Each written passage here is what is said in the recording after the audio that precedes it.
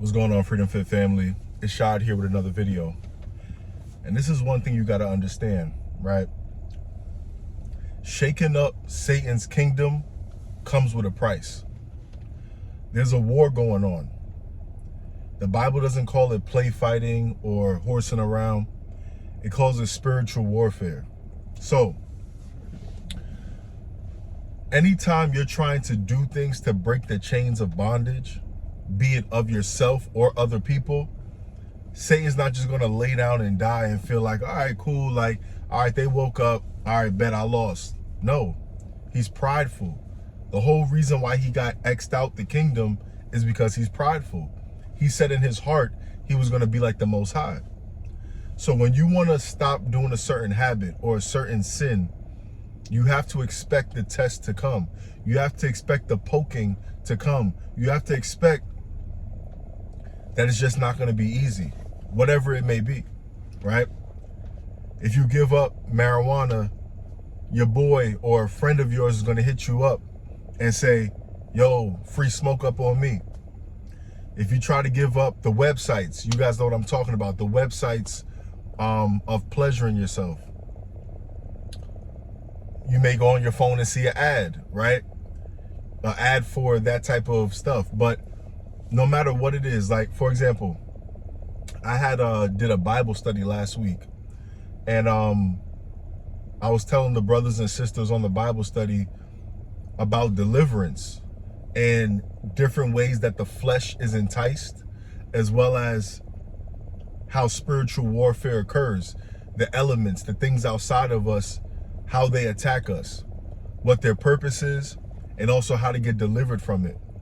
Because we could be born again, we could be seeking and striving for Christ, but still have strongholds that we're vulnerable to, and maybe different ways of looking at life, ways of living that are keeping us stuck in a certain position.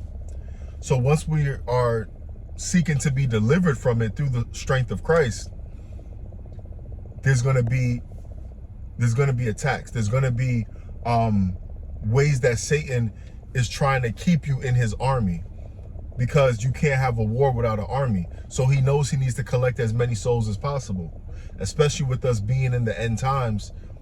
Who knows how much time he has left, but he knows it's getting closer to the finality of things. So he's going to fight as hard as possible, which is why we have all these different, influences that I always talk about, whether it's music, social media, movies, just cultural ideals, right? So you just have to be aware of that. Oh, and I wanted to say, so the crazy thing is that when I did that Bible study, the next day, the spiritual attack was crazy. Like, there was this street I always drive down it. I'm going with the flow of traffic. Granted, I was a couple miles over the speed limit, but I'm going with the flow of traffic. I'm not doing anything that's like obviously speeding, like, yo, this dude is flying past people, zigzagging out of lanes. Not doing nothing like that. There's a cop all the way 2 lanes over, and he's parked. And then when I pass by, I see him come out, and he gives me a ticket. Mind you, I don't know the last time I got a ticket, drove down that place a bunch of times. There's another gentleman, right, that I met about 5-6 months ago. I was in Publix. For those of you who know what Publix is, I don't know if Publix is everywhere, but I'm in Florida, so I was at Publix, and I had met this guy 5-6 months ago who tried to tell me about this whole doctrine about God is a woman and God the mother and all this other stuff. And, I proceeded to tell him why I didn't believe that and why it's not true. And, he tried to recruit me to one of his Bible studies with a couple of his people. I said, nah. And I said, and he, they're a little persistent. So he wanted my email or my number or something like that. So then eventually I said, listen, if you want to do a one-on-one and we'll go through scriptures, we can do that. So he said, okay. So we exchanged numbers. And my thing was, I want to sharpen my sword. If I'm a teacher, I want to learn what doctrines are out there and what people are believing and why they're believing it, and have the biblical proof ready to dispel the myth so that we don't we're not bewitched. Like Paul says in Galatians chapter 3, you could be bewitched without using any type of substance. You could be under a spell by the programming, by the way you think, by subscribing to a false doctrine that you think is true and governing your life around that. So I wanted to learn for that reason, and also hopefully to convert him, or not convert him, but like get him to let go of that, you know? So hadn't heard from him in 5 or 6 months. Literally, after the Bible study last Wednesday, he just calls me out the blue. Hey, brother, I wanted to see if you want to jump on this Bible study. We're hosting one, you know, pretty much him and his fellowship. We want you to hop on. He called me at like 7:50 and the Bible study was at 8 o'clock. I just told him, no, I'm working right now, man. I can't. That's Satan's attack. I'm not saying this guy's demonic per se, but that's what you have to understand about Satan's attack. Don't expect the person to be so evil and wicked. Satan knows what you did. He knows what you're overcoming. So I'm going to use this person because, look, there's only two masters and you're serving one or the other, which is why God says be hot or cold. There's no such thing as lukewarm. If you're dabbling in both, you're just serving Satan, and you could be used because you're weaker in the spirit. So that person doesn't have to be like worshiping the devil.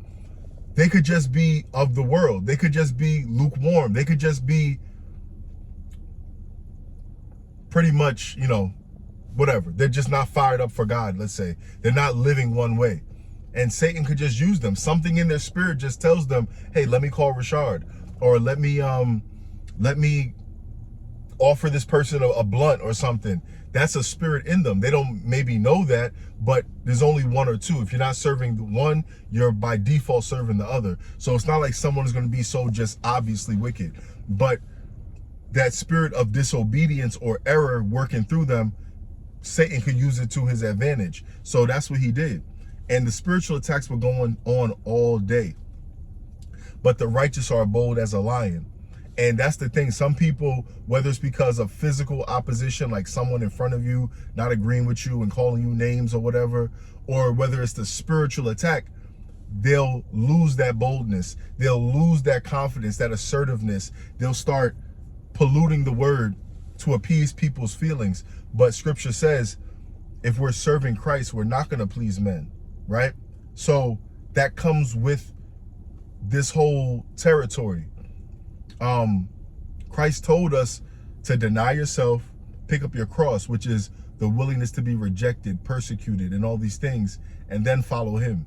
If you can't do those first two, which is deny any belief you thought, lifestyle, desire you have that's contrary to the Bible, if you can't pick up your cross, then you can't follow him. There were three directives, three, the number of fullness, right? So I just wanted to share that with you to encourage you. Like, don't stop. The spiritual attacks are going to come. And another thing I should add is that even though the spiritual attacks were happening, there were also blessings. There were also beautiful things happening throughout that day that showed me God was right with me throughout the whole process. So don't be discouraged. Make sure Satan is pissed off every single day.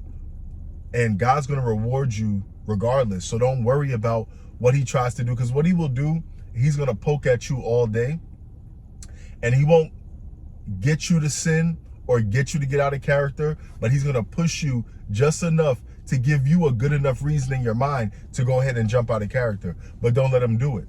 There was times I was getting real riled up. I was getting angry. I'm like, yo, I'm about to scream. I'm about to curse. I'm about to like just go crazy. And I didn't, because I know that that's what he will want. And don't be deceived. There's spirits all around us. So he knows exactly what he's doing. You know, if you flip out, he's going to be like laughing, rubbing his hands together like, yeah, I got him. But again, we keep our peace. We stand on truth and just stay bold as a lion. So I hope this edified you in some way. If it did, please share it with someone else. Like the video, subscribe to the channel, turn the post notifications on. If you feel led to comment something, go ahead. I'll talk to y'all next time. Freedom and truth.